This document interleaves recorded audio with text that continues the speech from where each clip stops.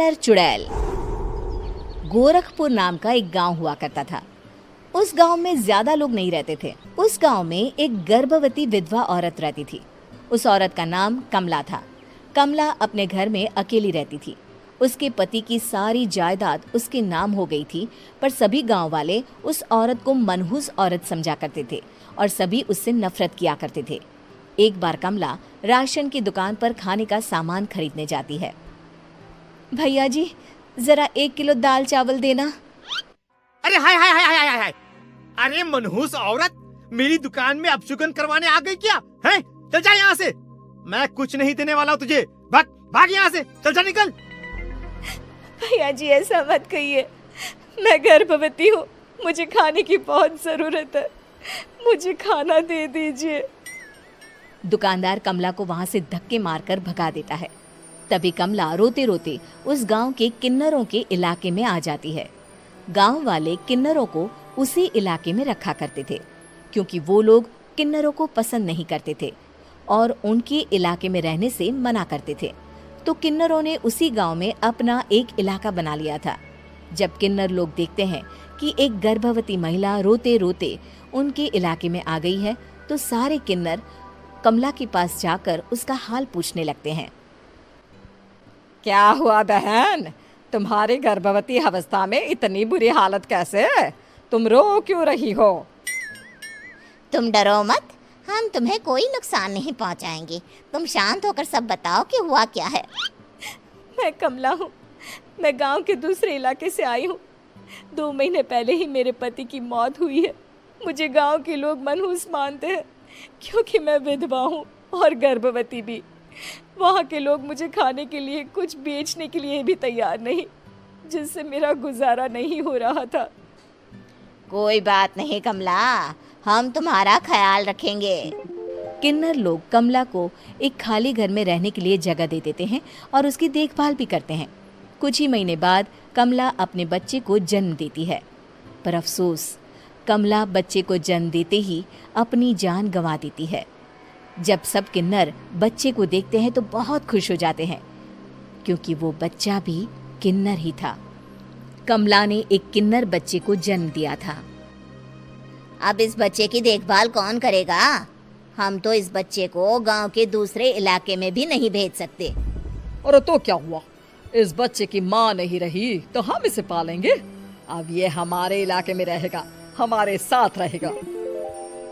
फिर वो किन्नर उस किन्नर बच्चे को गोद ले लेते हैं, उसका नामकरण कराते हैं। उस किन्नर बच्चे का नाम शक्ति रखा जाता है। देखते ही देखते शक्ति बड़ी होने लगती है। उसके रंग रूप बहुत सुंदर थे। वो बहुत सुंदर किन्नर दिखती है। एक दिन शक्ति एक किन्नर से पूछती है, माँ जी सुनिए ना, ये गांव के दूसरे इलाके में भी तो लोग रहते हैं, तो हम वहाँ क्यों नहीं जाते? हम उनसे अलग क्यों रहते हैं? शक्ति, क्योंकि वो लोग हमारे जैसे नहीं, वो लोग हमें पसंद नहीं करते, इसीलिए हम उनसे अलग रहते हैं। क्यों? वो हमें क्यों पसंद नहीं करते? मुझे एक बार उस इलाके में जाना है। मैं एक बार वहाँ जाकर घूम कर आऊं। शक्ति, खबरदार, जो तू उस इलाके में कभी भी गई तो अपनी जान नहीं गंवाना चाहती तो उस इलाके में कभी कदम भी नहीं रखेगी, समझी? इतना कहकर वो किन्नर वहां से चली जाती है। शक्ति उस किन्नर की बात सुनकर बहुत रोती है। माँ जी, ऐसा कैसे कह सकती है? उन्होंने इतनी सी बात के लिए मुझे इतना डांटा। अब तो मैं उस इलाके में जरूर जाऊंगी। फिर एक दिन शक्ति गांव के दूसरे इलाके में चुपके से जाती है। ये लोग तो हमारे जैसे ही इंसान हैं, तो ये हमसे नफरत क्यों करते हैं? जब शक्ति उस इलाके में पहुंचती है तो गांव के सारे आदमी उसके रूप से मोहित हो जाते हैं। वो लोग ये अंदाजा नहीं लगा पाते कि वो किन्नर है। शक्ति की सुंदरता देखकर सारे गांव वाले उसकी तारीफ करने लगते हैं।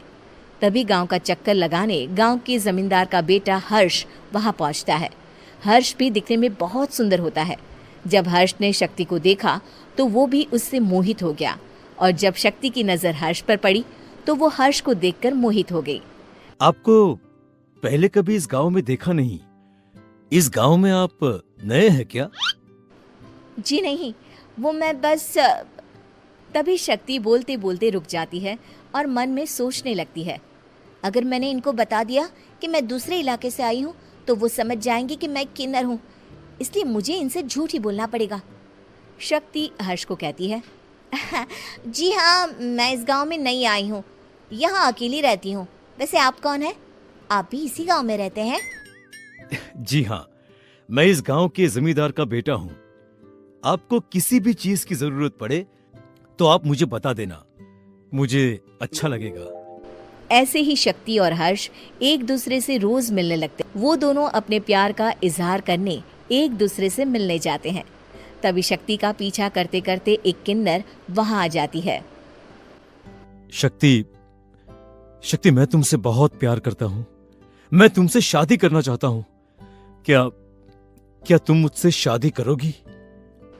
हाँ हर्ष, मैं तुमसे शादी करूँगी, पर मैं तुमको अपने बारे में एक सच्चाई बताना चाहती हूँ जो मैंने तुमसे छुपा कर रखी है। तभी उनके बीच में ही वो किन्नर आ जाती है। शक्ति, तेरी हिम्मत कैसे हुई ऐसा करने की? वो किन्नर शक्ति को खींचकर गांव के जमींदार के पास ले जाती है। हर्ष भी वहां शक्ति को बचाने के लिए पहुंच जाता है। जमींदार शक्ति और हर्ष के प्यार के बारे में सुनकर गुस्से में आ जाता है और शक्ति को गांव के बाहर निकालने की सजा देता है। शक्ति ये बात सहन नहीं कर पाती और कुएं में कूदकर अपनी जान दे देती है। जमींदार हर्ष की शादी गांव की एक लड़की से करवा देता है, पर हर्ष इस शादी से खुश नहीं होता। शक्ति अपना बदला लेने के लिए मरने के बाद किन्नर चुड़ैल बन जाती है। अब मैं इन गाँव वालों को नहीं छोड़ूंगी, अब इनसे मैं अपने प्यार का बदला लूंगी। किन्नर चुड़ैल गांव वालों को परेशान करना शुरू कर देती है। एक बार वो रात को गांव के खेतों में पहुंच जाती है और वहां आग लगा देती है। सारी फसल जल के राख हो जाती है। जब एक आदमी रात को उठकर देखता है कि खेत में आग लग गई है तो वो वहां पहुंच जाता है। वो देखता है कि खेतों के बीचों बीच एक किन्नर चुड़ैल खड़ी है और वहां खड़े होकर ताली बजा रही है। गांव वाला किन्नर चुड़ैल को देखकर बेहोश हो जाता है। जब सुबह उस आदमी को होश आता है तो वो सीधा जमींदार के पास जाता है। अरे जमींदार साहब, अरे वो किन्नर चुड़ैल ने मेरी सारी फसल जला दी। अब मैं क्या करूंगा? क्या होगा मेरा? जमींदार चुड़ैल किन्नर का नाम सुनते ही सब कुछ समझ जाता है। अब वो बहुत डर जाता है। उसी रात को जब जमींदार डर के मारे अपने कमरे में सो नहीं पाता, तभी वहां अचानक से किन्नर चुड़ैल आ जाती है। किन्नर चुड़ैल जोर जोर से जमींदार के आगे खड़ी होकर हंसने लगती है और ताली बजाने लगती है। जमींदार उस डरावनी किन्नर चुड़ैल को देखकर बहुत डर जाता है। तूने मेरे साथ बहुत बुरा किया, अब मैं तुझे जान से मार दूंगी। नहीं नहीं नहीं नहीं, मुझे माफ कर दो, मुझे मत मारो। मैं कभी ऐसा दोबारा नहीं करूंगा। अब तुम जो बोलोगी वही मैं करूंगा। ठीक है, मैं चाहती हूँ कि किन्नर इलाका गांव के इलाके से जुड़े और गांव का कोई भी आदमी किन्नर समाज से द्वेष ना करे, उससे नफरत ना करे, नहीं तो मैं सारे गांव को मार दूंगी।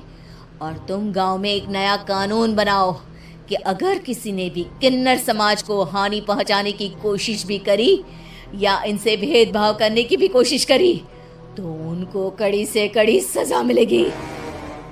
हाँ हाँ हाँ हाँ, मैं ऐसा ही करूंगा। तुम जो बोलोगी वो मैं करूंगा, पर मुझे जाने दो प्लीज। तब वो किन्नर चुड़ैल वहां से चली जाती है। गांव का जमींदार किन्नर चुड़ैल का कहा मानते हुए दोनों इलाकों को एक कर देता है और नया कानून भी लागू कर देता है। तब से वहां किन्नर समाज और बाकी गांव वाले शांतिपूर्वक रहने लगते हैं।